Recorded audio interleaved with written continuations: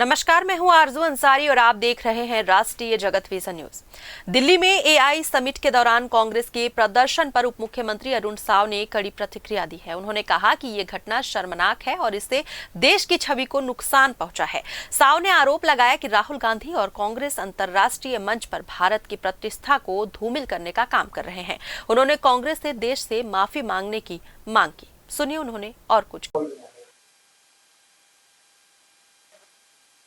AI summit के दौरान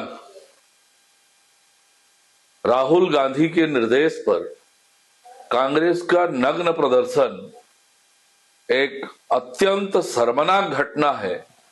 इसकी जितनी निंदा की जाए कम है।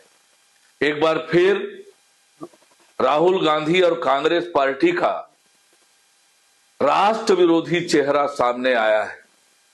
लगातार राहुल गांधी और कांग्रेस पार्टी दुनिया में भारत के प्रतिष्ठा को नुकसान पहुंचाने का काम कर रहे हैं।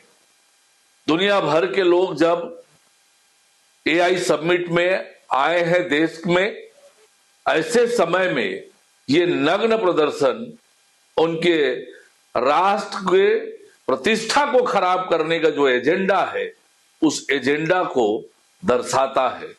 और इसलिए इस घटना की मैं तीव्र निंदा करता हूं और राहुल गांधी कांग्रेस पार्टी देश से माफी मांगे कि उन्होंने पूरी दुनिया में देश की प्रतिष्ठा को धूमिल करने का काम किया है, शर्मनाक हरकत किया है।